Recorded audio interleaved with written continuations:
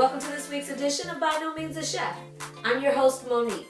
So if you thought that last week's dish was fast, easy, and delicious, I think this week I even have that one beat. This week we're making red velvet cake cookies. So you've seen the peanut butter cookies where they drop the little Hershey's Kiss right in the middle? We're kind of doing a spin-off of that. We're going to start with very simple ingredients. A box of cake mix. So this one is Duncan Hines, and fortunate enough this one came with the cream frosting already in it, but of course if you get one that doesn't, you can always get the little container of the cream frosting, or if you're brave enough, go ahead and make your own. Anyway, so the difference in ingredients for the cake mix versus the cookies is the cake mix requires a 1/4 cup of oil, whereas cookies just need a 1/3 cup of oil. And then the other ingredients are 2 eggs. So I've already gone on and made up my batter, and I've actually placed some of the cookies on the sheet. I only have a couple more to go. So basically I'm just taking your regular old kitchen teaspoon and doing about a 1/2 teaspoon and spooning it right onto the cookie sheet.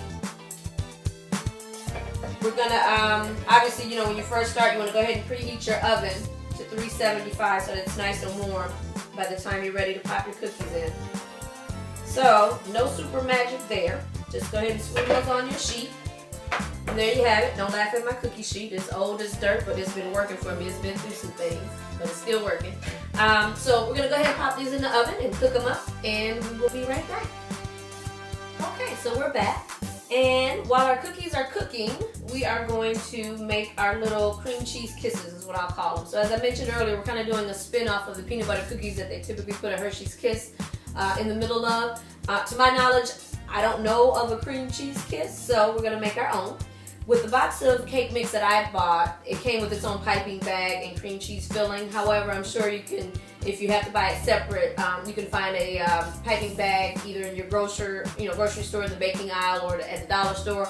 Or if all else fails, you can do what I do when I make my deviled eggs, and I just take a sandwich bag and put all the filling in there and then snip one of the ends and twist around the other end, and there you have a piping bag. So basically what we're going to do is just make as close to a kiss shape as you possibly can.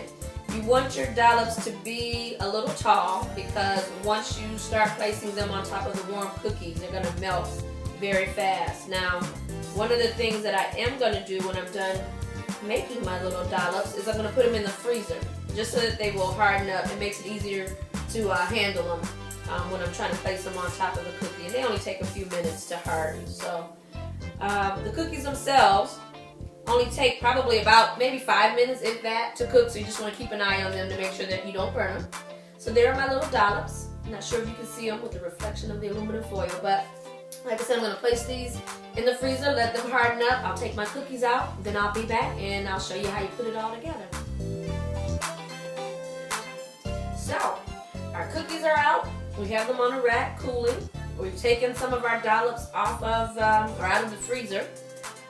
And here you'll see I have a finished product of several cookies. But basically from this point, it's just a matter of taking your cookie, taking your dollop, and sticking it in the middle. Now, the secret or the key is to really determining the temperature of the cookie. Because you don't want it to cool off too much, because you really want that dollop to kind of be able to sink down in the middle of the cookie. And if it cools too much, then it won't do that. But then of course you don't want it to be too hot because then it'll melt all over the place. So it looks like I got it probably just about right here. So again, you just take your cookie, take your dollop, and place it right in the middle. Now of course you can get as creative with these as you want. If you want to take 2 cookies, pipe your cream filling in the middle, make a little sandwich, you can. I think Starbucks is probably selling something like that right now. So you can do that as well. But for now, these are our red velvet cream cheese kisses cookies. I hope you enjoy.